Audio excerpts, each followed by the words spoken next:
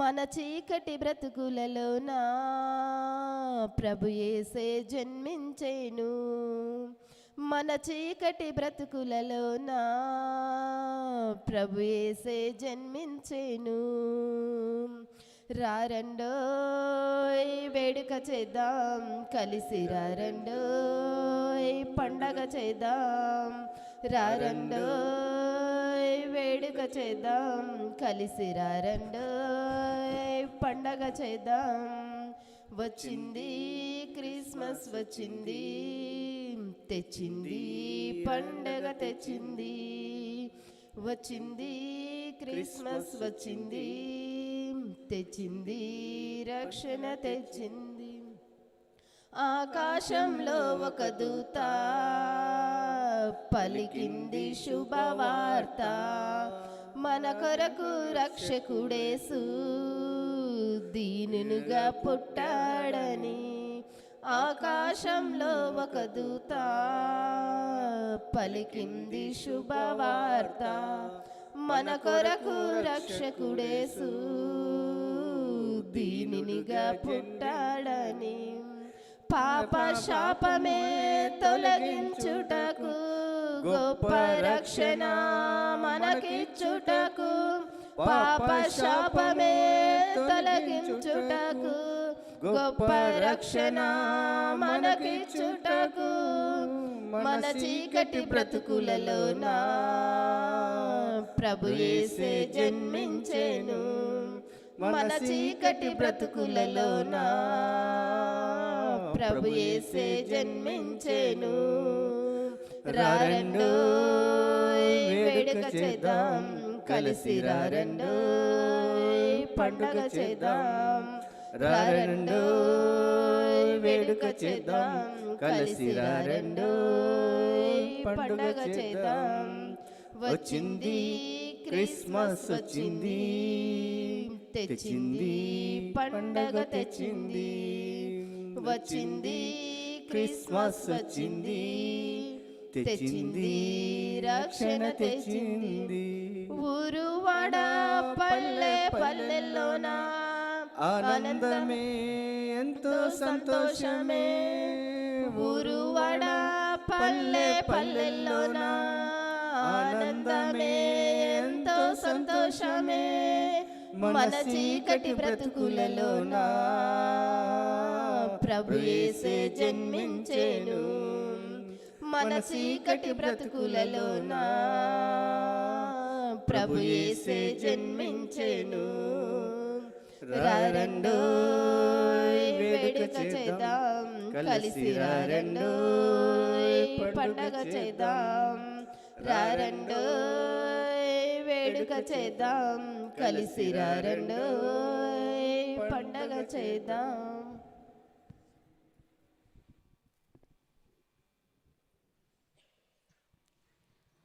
రక్షకుండు దయించినాడౌట, మన కొరకు పరమ రక్షకుండు దయించినాడౌట. రక్షకుండు దయించినాడు రారె గొల్లబోయులారా. రక్షకుండు దయించినాడు రారె గొల్లబోయులారా. తక్షణమున పోయి మనని రక్షణ ఫలమొందుదాము. రక్షకుండు దయించినాడౌట, మన కొరకు పరమ రక్షకుండు దయించినాడౌట. దావీదు వంశమందు ధన్యుడు జన్మించినాడు. దావీదు వంశమందు ధన్యుడు జన్మించినాడు. దేవుడగు యెహోవ మన దిక్కు చేరి చూచినాడు, రక్షకొండు దయించినాడౌట. మన కొరకు పరమ రక్షకొండు దయించినాడౌట. గగనము నుండి దిగి గనుడుగా బ్రేలు దూత, గగనము నుండి దిగి గనుడుగా బ్రేలు దూత, తాగినట్టు చెప్పి వారికి మిగుల సంతోష వార్త, తాగినట్టు చెప్పి వారికి మిగుల సంతోష వార్త. రక్షకొండు దయించినాడౌట, మన కొరకు పరమ రక్షకొండు దయించినాడౌట. వర్తమానము చెప్పి దూత వైభవమున పోవుచుండే, వర్తమానము చెప్పి దూత వైభవమున పోవుచుండే. కర్తను చూసిన వెనుక కాంతము విశ్రయింపపుడు, కాంతను చూసి విశ్రయింపమపుడు. రక్షకొండు దయించినాడౌట, మన కొరకు పరమ రక్షకొండు దయించినాడౌట. పశువుల తోటిలోన బట్ట తోడ జోటబడిన, పశువుల తోటిలోన బట్ట తోడ చోటబడిన. శిశును కనుగొందురాని శీఘ్రముగా దూత తెల్పెను, శిశువును కనుగొందురాని శీఘ్రమగున దూత తెల్పెను. రక్షకొండు దయించినాడౌట, మన కొరకు పరమ రక్షకొండు దయించినాడౌట. అనచుగొల్లలో కారి కొరకు ఆనవాలు చెప్పుకొనుచు, అనచగొల్లలో కారి కొరకు ఆనవాలు చెప్పుకొనుచు. అనుమతించి కడకు క్రీస్తునందరికి తెల్పినారు, ననచుకొనుచు క్రీస్తునందు అందరికి తెల్పినారు. రక్షకొండు దయించినాడౌట, మన కొరకు పరమ రక్షకొండు దయించినాడౌట. రక్షకొండు దయించినాడు రారె గొల్లబోయులారా, రక్షకొండు దయించినాడు రారె గొల్లబోయులారా. తక్షణమున పోయి మన నిరక్షణ ఫలమొందుదాము, రక్షకొండు దయించినాడౌట, మన కొరకు పరమ రక్షకొండు దయించినాడౌట. హల్లెలూయా. హల్లెలూయా. దూతలతో కలసి శిరాబులలో నిలసి, ఆ దూతలతో కలసి శిరాబులలో నిలసి. నీ మహిమను చూడాలని నా ఆశ తీరా పాడాలని, నీ మహిమను చూడాలని నా ఆశ తీరా పాడాలని. ఆరాధించాలని ఆస్వాదించాలని, ఆరాధించాలని ఆస్వాదించాలని. దూతలతో కలసి శిరాబులలో నిలసి, ఆ దూతలతో కలసి. దావీదు గానాల సూత్రాగుడా ఓ రాబు కుమారుల స్తుతి పాత్రుడా, దావీదు గానాల సూత్రాగుడా, ఓ రాబు కుమారుల స్తుతి పాత్రుడా, మా స్తుతులన్నిటిపై ఆసీనుడవయ్యా, మా స్తుతులన్నిటిపై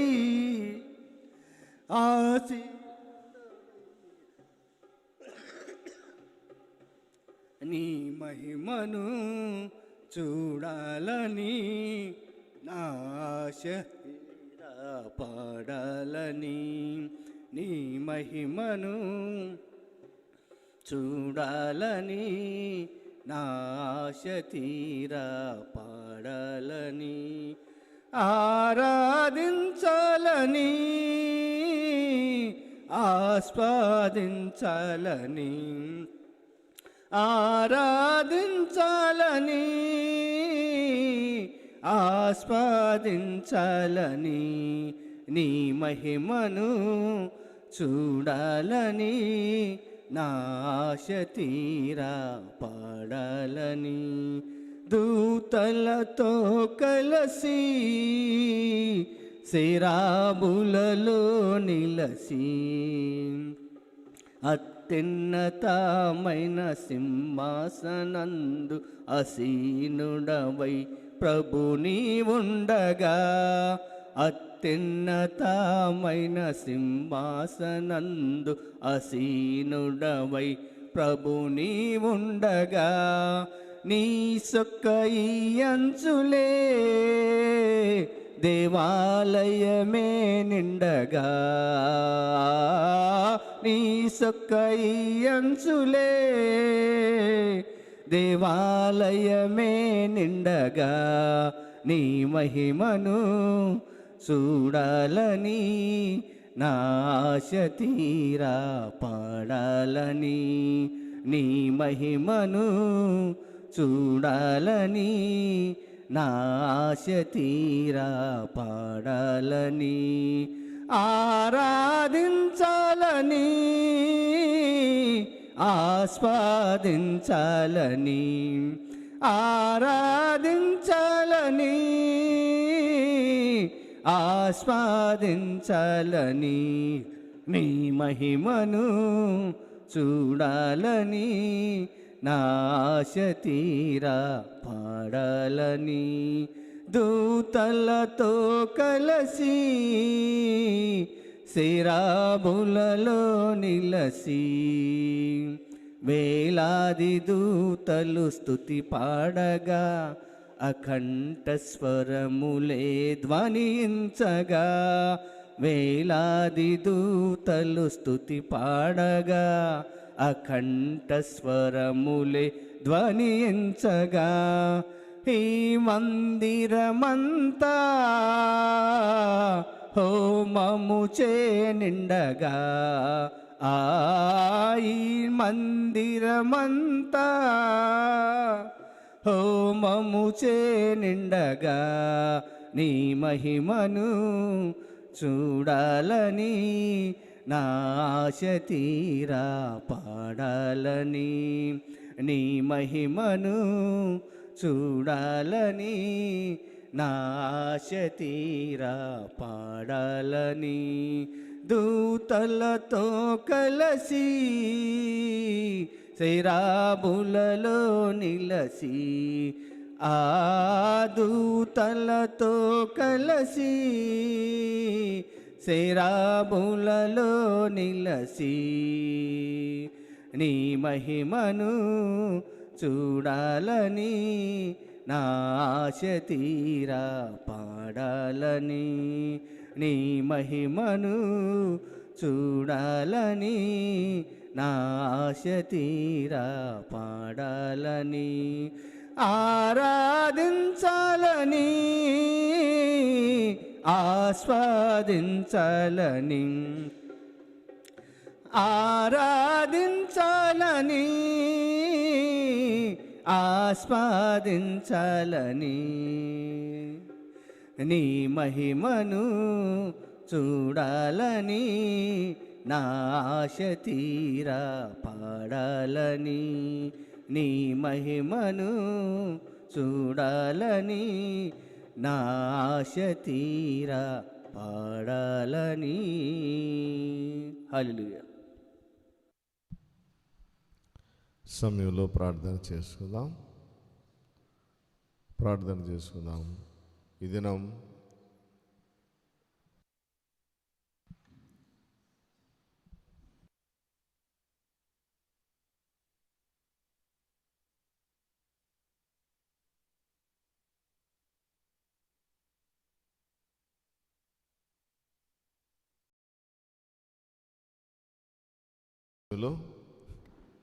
ప్రార్థన చేసుకుందాం.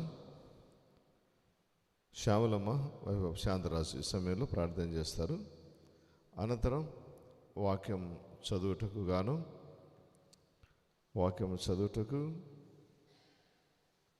లూకాసు వార్త 2వ అధ్యాయము 7వ వచనం.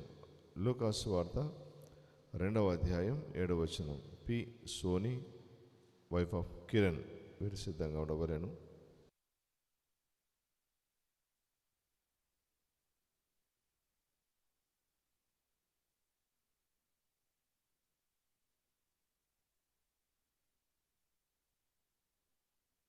సర్వాధికారైన ప్రభును పరిశుద్ధుడని వేలకల దూతల చేతను మాలాంటి బీద బిడ్డల చేతను ఇప్పుడును ఎల్లప్పుడూ మహిమని పొడవడిచిన మా గొప్ప దయగల రక్షకుడా, నీ పాదములకి స్తోత్రములు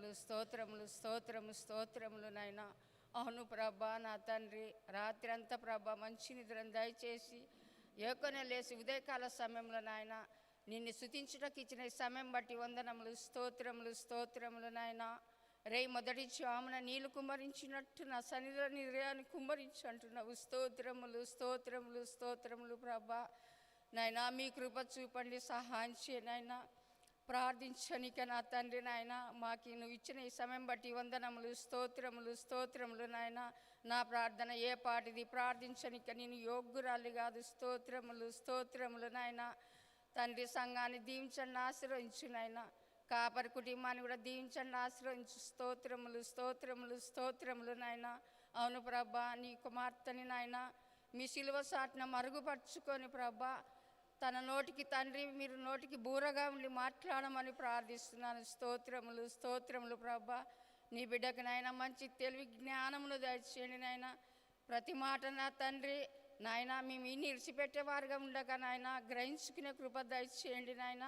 ఇన్నే వాక్యాన్ని ప్రభా మా హృదయాల్లో భద్రపరుచుకునే కృప దయచేయండి. స్తోత్రములు నాయన. అవును ప్రభా, వాక్యానుసారమైన జీవితంలో మాకు దయచేయండి నాయన. చేరి కూడొచ్చిన ప్రతి ఒక్క బిడ్డను దీవించి ఆశ్రయించుమని, తప్పుంటే దాత క్షమించమని యేసు పరిశుద్ధ నామం అడిగి వేడుకుంటున్నాం తండ్రి, ఆమేన్.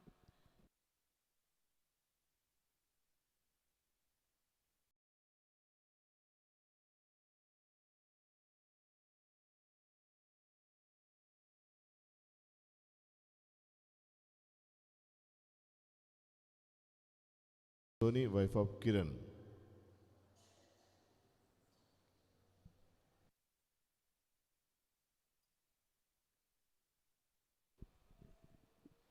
లూకాసు వార్త 2వ అధ్యాయం 7వ వచనం. తన తొలిచూరు కుమారుని కని పొత్తిగుడ్డలతో చుట్టి సత్రంలో వారికి స్థలము లేనందున ఆయనను పశువుల తొట్టిలో పరుండబెట్టెను. దేవుడి వాక్యం దీవించును. సమయంలో ప్రార్థన చేసుకుందాం. మన వద్దనటువంటి సంఘ పెద్ద జైలన్న ముందుకు వచ్చినట్లయితే ప్రార్థన చేస్తారు. అనంతరం సందేశం అందించుటకు గాను సహోదరి G Swarnalatha wife of Snehal వారు సిద్ధంగా ఉండవలేను.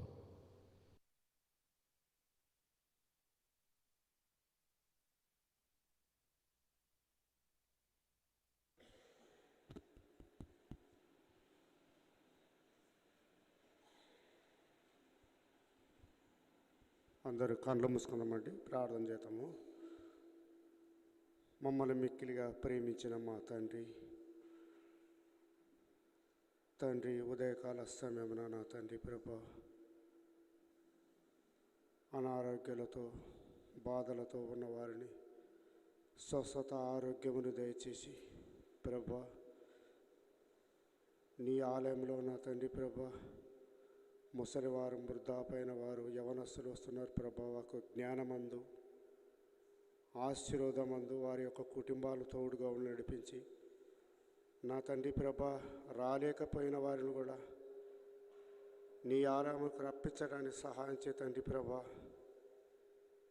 వెనుకబడిన వారిని తప్పిపోయిన గొర్రెవలే మందలేకి చేర్చడానికి సహాయం చే తండ్రి ప్రభా నీ జన్మదిన కార్యక్రమంలో నా తండ్రి ప్రభా దగ్గర వచ్చినాయి ప్రభా నీవుగా ముందుగా ఉండి నడిపించి నీ ఆలయంలో ఏమేమి కొదవలు ఉండవో నా తండ్రి ప్రభా చేసే పనులందు ఆదరణ కలిగి ఆసక్తి కలిగి మాలో నువ్వుండి నడిపించి ఆశీర్వదించమని వేడుకుంటున్నాను ప్రభా.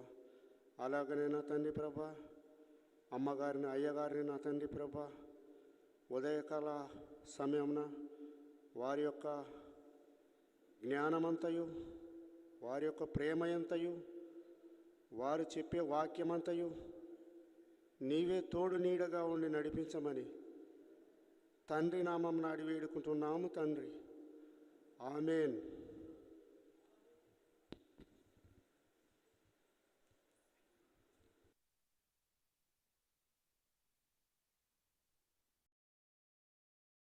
Praise the lord. ఈ సమయంలో దేవుని యొక్క సందేశమును మనం విందాం. మన వద్దటువంటి సహోదరి నేటి దినముగా ఏర్పాటు చేయబడిన వాక్యం సందేశం అంశము సత్రం పశువుల తొట్టి. సందేశం అందించువారు J Swarnalatha, wife of Snehal. వారు దేవుని యొక్క సందేశం అందిస్తారు. జాగ్రత్తగా దేవుని యొక్క వాక్యాన్ని మనమందరమును విందాం. మొట్టమొదట దేవుని నామానికి స్తోత్రములు. అలాగే పాస్టర్ సార్ గారికి, పాస్టర్ గారికి నా వందనములు తెలియజేస్తున్నాను. కూడి వచ్చిన మీ అందరికీ నా హృదయపూర్వక వందనములు తెలియజేస్తున్నాను. ప్రార్థన చేసుకో. భూత వర్తమాన కాల భవిష్యత్ కాలంలో ఉండు సర్వాధికారి పరిశుద్ధుడు అయిన దేవుడు, నిత్యం వేలకుల దేవుడితో పరిశుద్ధుడు పరిశుద్ధుడు పరిశుద్ధుడు అని పొడబడుచున్న మా గొప్ప రాజా, నీ ఘనమైన శ్రేష్టమైన నామానికి వందనములు స్తుతులు స్తోత్రం చెల్లిస్తున్నాను దేవా. మరి ముఖ్యంగా ఏ పాటి యోగ్యత అర్హత ఏ కోశన మంచితనం నాలో లేనప్పటికీ నన్ను ప్రేమించి నీ ఉచితమైన కృపలో నీ సజీవ రెక్కల కింద ఉంచుకున్న విధానాన్ని బట్టి మీకు ఎంతగానో వందనములు స్తుతులు స్తోత్రం చెల్లిస్తున్నాను దేవా. అవుననే ఉదయకాల సమయంలో నీ వాక్యాన్ని చెప్పడానికి తండ్రి వేసే నా మాటలు కాదు తండ్రి, నాలో మీరుండి నన్ను ముందుకు నడిపిస్తున్నాను దేవా. వచ్చిన వారందరినీ మీరు జ్ఞాపకం చేసుకోండి. వారందరికి వినగల చెవులు, గ్రహించే మనసును దయచేయమని నడుచున్నాను దేవా. ఏ ఒక్క ఆత్మైన రక్షించబడడానికి మీరు కృప చూపించమని అడుగుతున్నాను దేవా. నీకు స్తోత్రం నైనా. ఇప్పుడు చెప్పనైన వాక్యాన్ని ఆది అంతం వరకు మీరే భారం ఎత్తి నడిపిస్తారని నన్ను నేను తగ్గించుకుంటూ నీ నామాన్ని మాత్రం అత్తన స్థాయికి ఎత్తిస్తూ మా కొరకు మన్నించి తిరిగి లేచిన జరైన యేసే నామంన అడిగి బ్రతిమలాడి వేడుకుంటున్నాను తండ్రి. ఆమెన్.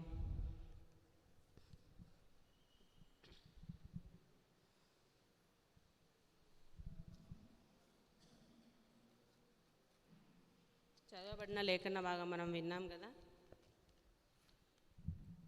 లూకాసు వార్త 2వ అధ్యాయము 7వ వచనం మరొకసారి చదువుకుందాం. తన తొలిచూరిన కుమారుని కని పొత్తి గుడ్డలతో చుట్టి సత్రంలో వారికి స్థలము లేనందున ఆయనను పశువుల తొట్టిలో పరుండబెట్టెను. ఇక్కడ చూడండి, యేసుక్రీస్తు ప్రభువారు ముందుగానే 2000 సంవత్సరముల కిందటనే జన్మించారు. కానీ యేసుక్రీస్తు ప్రభువారు మన పాపాల నిమిత్తమైన మళ్ళా ఈ లోకానికి వచ్చి ఉన్నారు. ముందుగా మనం ఒక వచనం చదువుకుందాం. ఫిలిప్పీయులకు రాసిన పత్రిక 2వ అధ్యాయము 6వ వచనం మనము చదువుకుందాం. ఆయన దేవుని స్వరూపం కలిగి ఉన్న వాడై ఉండి దేవునితో సమానంగా ఉండుటకు విడిచిపెట్టకూడని భాగ్యమని ఎంచుకొనలేదు కానీ మనుషుల పోలికగా పుట్టి దాసుని స్వరూపమును ధరించుకొని తన్ను తానే రిక్తునిగా చేసుకొనెను. మనకి ఈ వచనంలోనే తెలుస్తుంది ఏంటి అనేది యేసుక్రీస్తు ప్రభువారు ఆయన దేవుని స్వరూపమై ఉండి, స్వరూపమును కలిగిన వాడై ఉండి, దేవునితో సమానముగా ఉండుట విడిచిపెట్టకూడని భాగ్యమని ఎంచుకొనలేదు కానీ మనుషుల పోలికగా పుట్టి దాసుని స్వరూపమును ధరించుకొని తన్ను తానే రిక్తునిగా చేసుకున్నాడు. రిక్తునిగా అంటే తగ్గించుకున్నాడు. మనం తగ్గించుకుంటామా? ఇప్పుడు మనం ఏదన్నా పని చేస్తుంటాము, సపోజ్ స్కూల్లోనే టీచర్గా చేస్తుంటాము. ఒకేసారి నువ్వు వాచ్మెన్ పోస్టులోకి రావాలంటే వస్తామా? రాలేం కదా. వస్తామా లేదా? రాలేం. ఎందుకు? మనకు సిగ్గు ఉంటుంది కదా. ఒకేసారి పై పోస్టు నుంచి కిందికి రావాలంటే రాలేము. ఒకవేళ అదే పై పోస్టుకి వెళ్ళమంటే కంపల్సరీ వెళ్తాం. కానీ కదా. కాబట్టి ఆ సంతోషాన్ని మనం రెట్టింపు చేసుకుంటే మనం కూడా ఏం చేసుకోవాలా?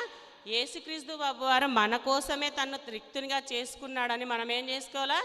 గుర్తిరగాలి. ఫస్ట్ రోజు వస్తున్నాం పోతున్నాం అని అనేది కాదు, ఏం నేర్చుకున్నాం, వచ్చిన దానిలో మనం ఏం గ్రహించుకున్నాం అన్నదిని ప్రశ్నించుకోవాలి. ఇక్కడ యేసుక్రీస్తు ప్రభువారు చదవబడిన భాగంలో మనందరికీ తెలుసు, తన తొలుచూలిన కుమారుని కని పొట్టి గుడ్డలతో చుట్టబడినారని మనందరికీ తెలుసు.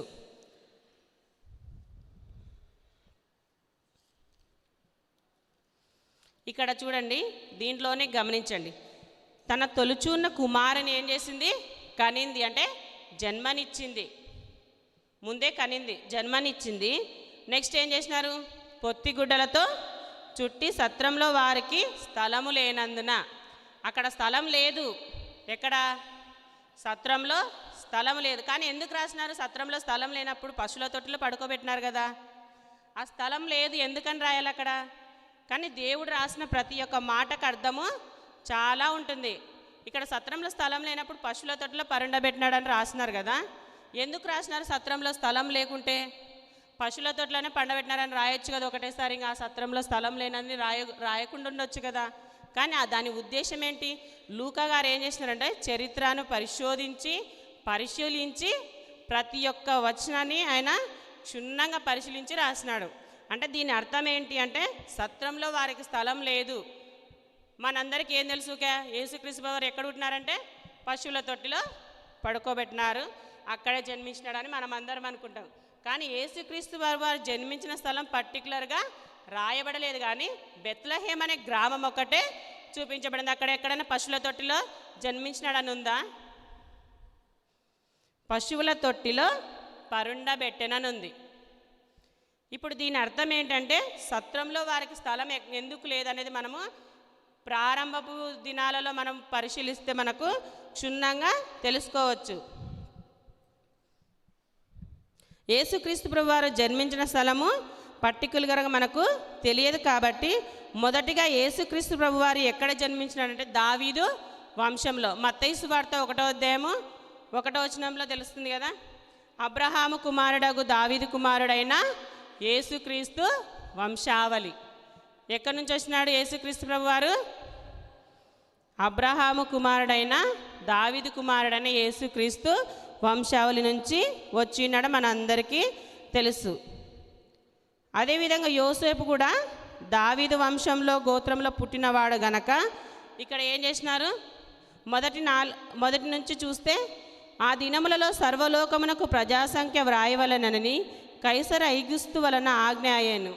ఇది కురేనియా సిరియా దేశమునకు అధిపతి అయినప్పుడు జరిగిన మొదటి ప్రజాసంఖ్య. అంటే జనాభా లెక్కలు రాయడానికి ప్రతి ఊర్లో ఏం చేసేవారంట, ఎంతమంది ఉన్నారనే జనాభా లెక్కలు సర్వే చేయించుకోవడానికి ప్రతి గ్రామానికి వెళ్ళి సర్వే చేసేవారు.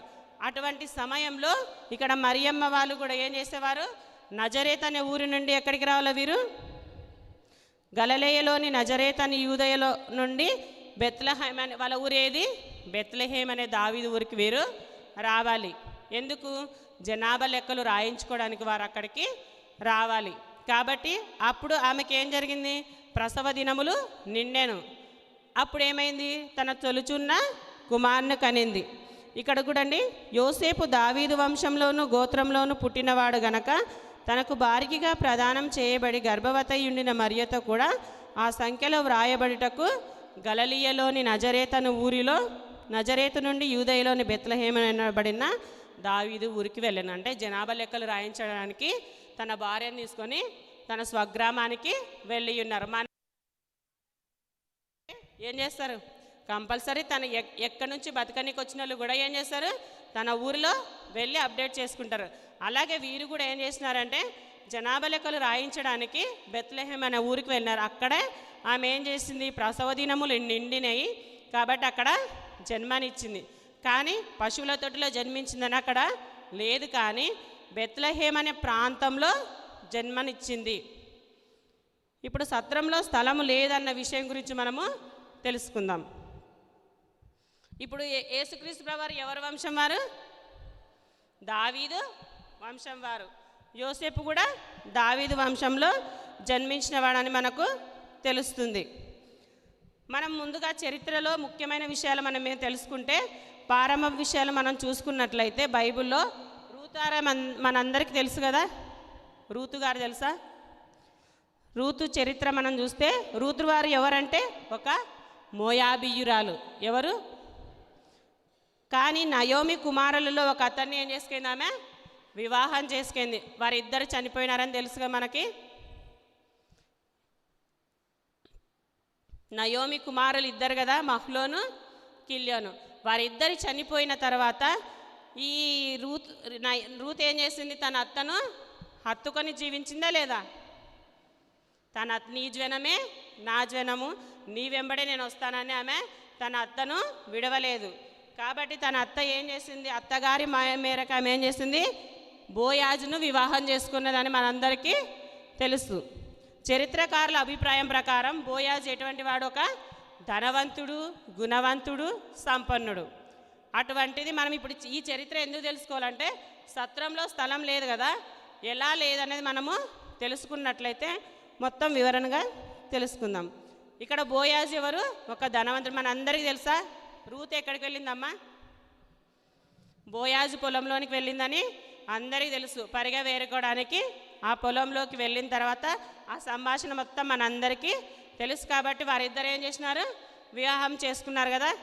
అత్తగారి మాట మేరకు ఆమె ఏం చేసింది, బోయాజును పెళ్ళి చేసుకుంది. ఇక్కడ పొలంకి ఎంత ప్రత్యేకత ఉంది చూడండి.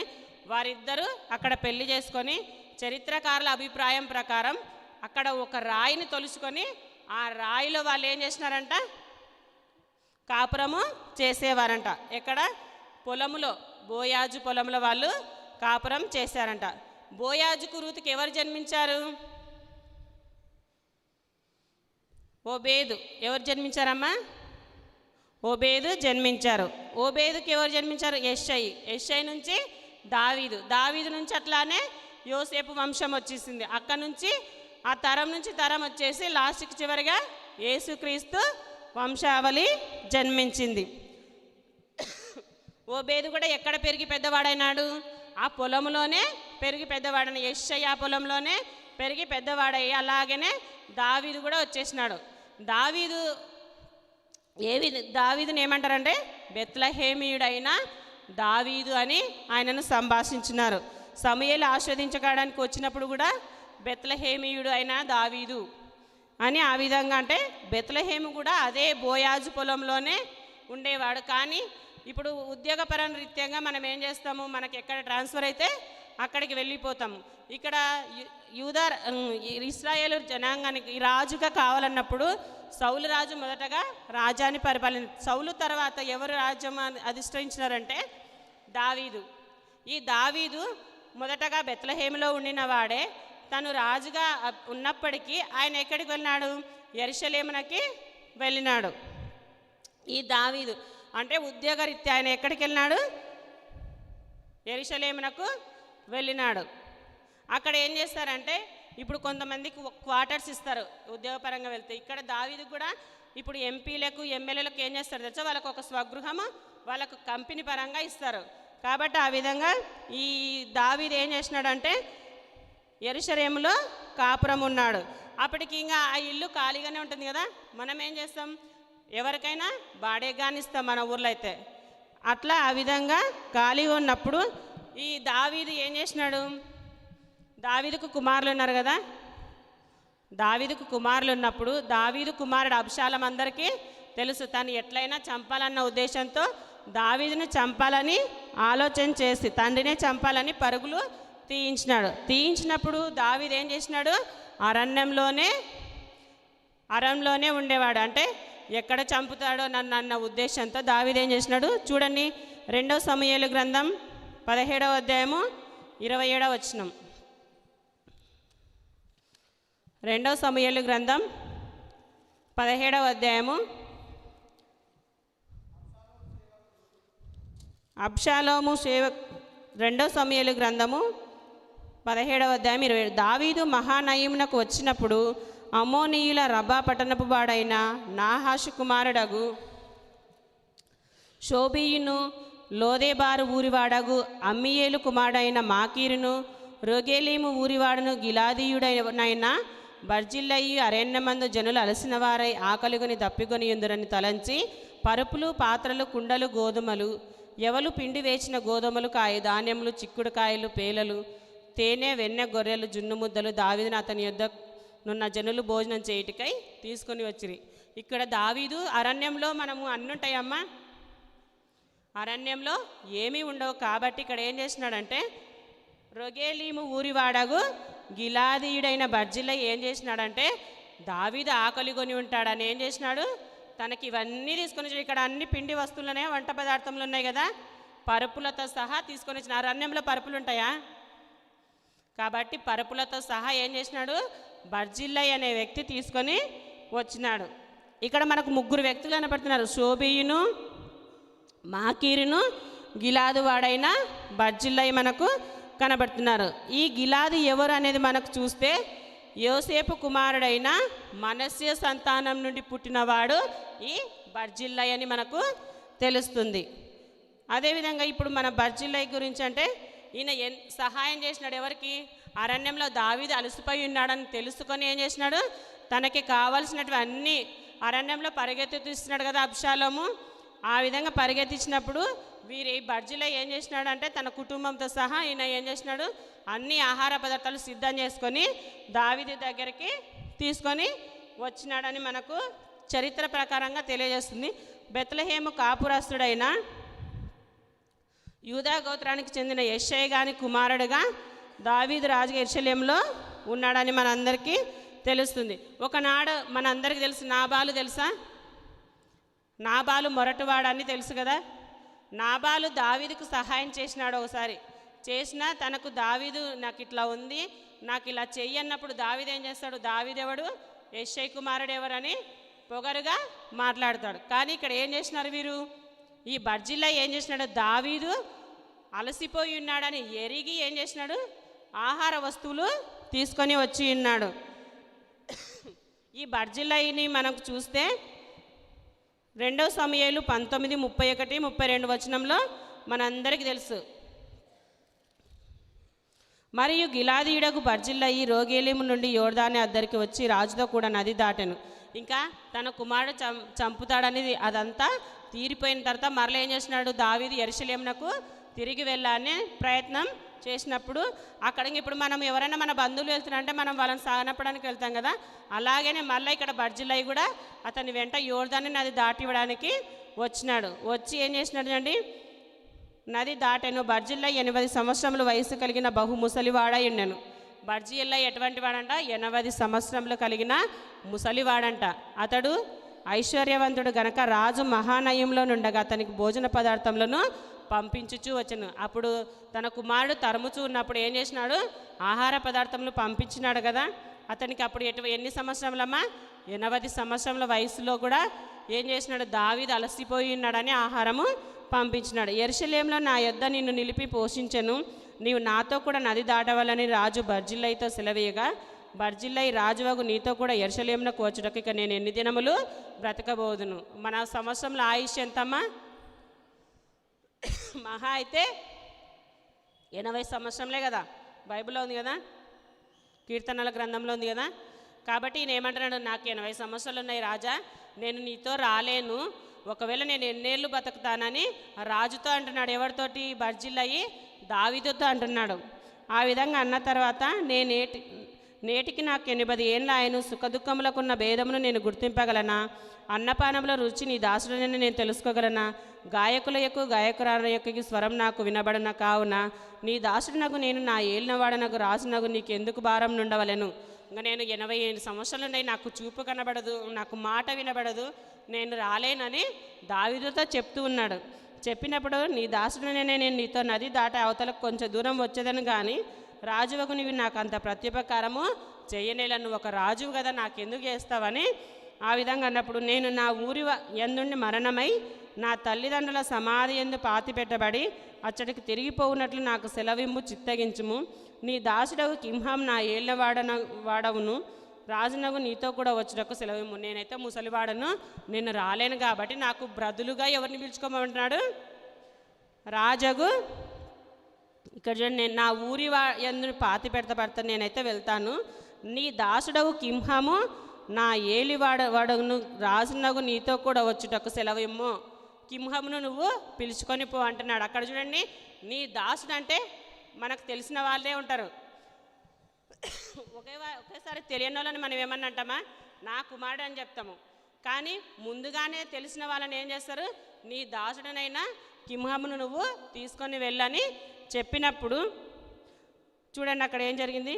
నీ దృష్టికి ఏది అనుకూలమో దాన్ని అతనికి చేయమని మనవి చేయగా రాజు కింహం నాతో కూడా రావచ్చును, నీ దృష్టికి అనుకూలమైన దానిని నేను అతనికి చేసేదను, మరియు నా వలన నీవు కోరుకున్నదంతే నేను చేసేదనని సెలవిచ్చాను. ఇంకేం చేసినాడు? కింహంను తీసుకొని వెళ్ళిపోయినాడు. ఎవరు?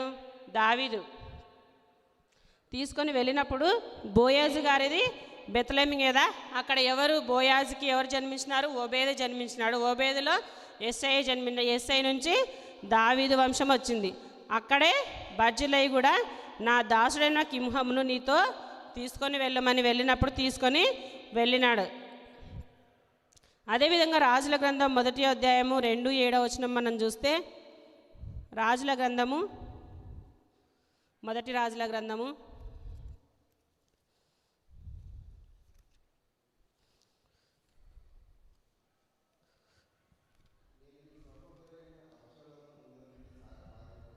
'నేను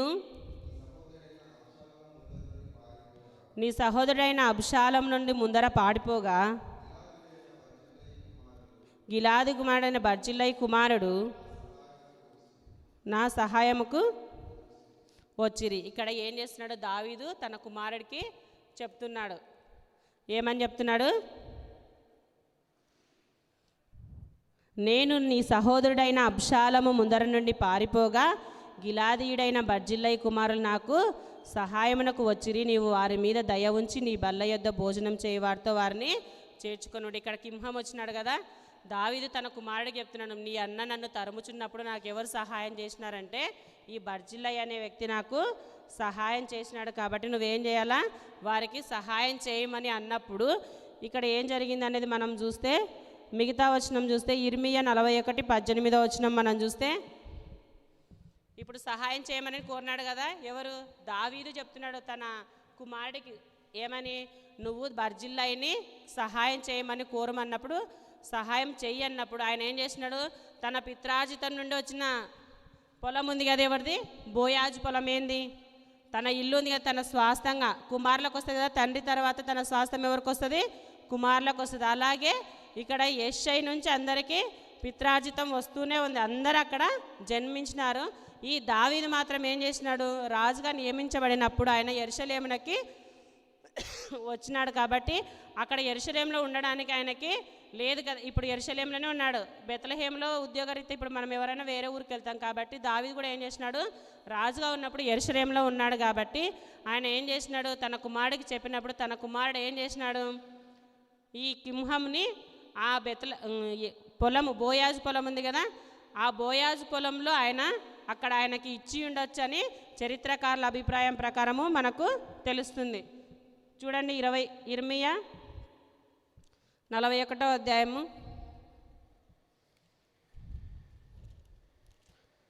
ఇర్మియా గ్రంథం 41వ అధ్యాయము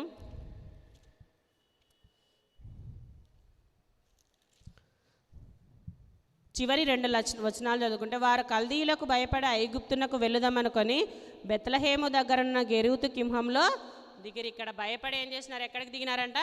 బెత్లహేము దగ్గర ఉన్న గెరూతు కింహంలో దిగిరి. ఇప్పుడు దాని పేరు ఏం పేరు పెట్టినారంట?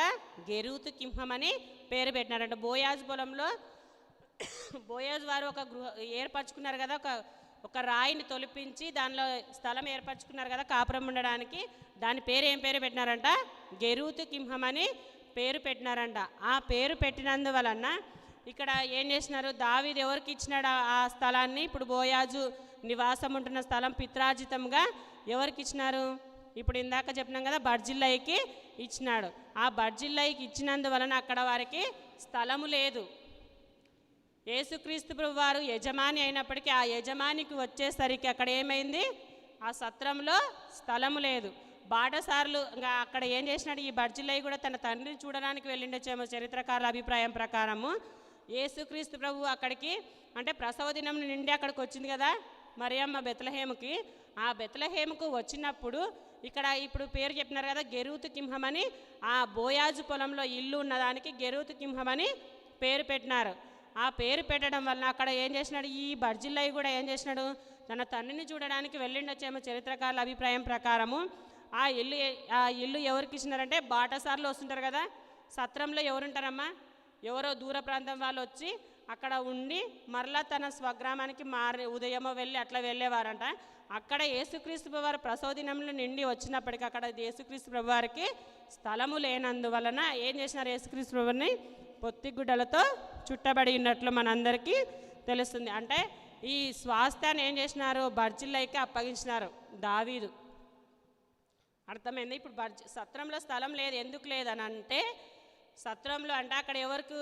బాటసార్లు వచ్చిపోయే వారికి అది ఏం చేసినాడు? ఒక గృహంగా అంటే అవసరాన్ని తీర్చుకోవడానికి ఒక గృహంగా అక్కడ ఏర్పాటు చేయడం వలన అక్కడ సత్రంలో యేసుక్రీస్తు ప్రభు వారు వచ్చేసరికి అక్కడ సత్రంలో స్థలం లేనందుకు యేసుక్రీస్తు ప్రభుని ఎక్కడ పడుకోబెట్టినారు? పశువుల తొట్టిలో పరుండబెట్టడాన్ని మనకు తెలియజేస్తున్నారు. కాబట్టి దానికి ఏమని పేరు పెట్టినారు? గెరూతు కింహం అని పేరు పెట్టడం జరిగింది. కాబట్టి మనం ఏం చేయాలి? దేవుడికి అక్కడైతే సత్రంలో స్థలం లేదు. ఎందుకు స్థలం లేదు? బాటసార్లు వచ్చిపోయేవారు అక్కడ ఉంటున్నారు కాబట్టి అదే సమయానికి యజమానుడు వచ్చినప్పటికి కూడా అక్కడ స్థలము లేనందువలన యేసుక్రీస్తు వారిని ఎక్కడ? పశువుల తొట్టిలో పరుండబెట్టినారు. కాబట్టి మనం ఏం చేయాలి? మన హృదయంలో కూడా ఒకవేళ పాపపు చెడు జీవితాలకి మనం చోటిస్తే దేవుడు ఏం చేస్తాడు? మన హృదయం నుంచి కూడా ఏం చేస్తాడు? సత్రంలాగానే దేవుడు ఏం చేస్తాడు? సత్రంలో స్థలం లేనందుకు పశువుల తొట్టిలో పరుండబెట్టినారు. కాబట్టి మనం ఏం చేయాలి? మన దేవుని మనం ఎప్పుడైతే మన హృదయపూర్వకంగా ఆహ్వానిస్తాం. యేసుక్రీస్తు ప్రభు వారు ఏం చేస్తారు? ప్రకటన గ్రంథంలో, తలుపుని యొద్ద నుండి నేను తట్టుచున్నాను, ఎవడైనా నా స్వరం విని తలుపు తీసినాడని ఏం చేస్తాడు? నేను వారితో కలిసి. కాబట్టి మనం ఏం చేయాలి? మన హృదయానికి దేవుణ్ణి ఆహ్వానించే వారిగా ఉండాలి. అక్కడ ఆ రోజు ప్రసవ దినంలో నిండినప్పుడు అక్కడ వారికి స్థలం లేదు కాబట్టి పశువుల తోటలో మనము దేవుని మనం ఎప్పుడైనా ఆహ్వానించవచ్చు. ఇక నుంచైనా, ఇంతవరకు మనం ఆహ్వానించలేమో దేవుణ్ణి మన హృదయంలోకి, ఈ రోజు నుంచైనా మనం దేవుణ్ణి మన హృదయంలోనికి ఆహ్వానించాలని మనస్ఫూర్తిగా కోరుకుంటున్నాను.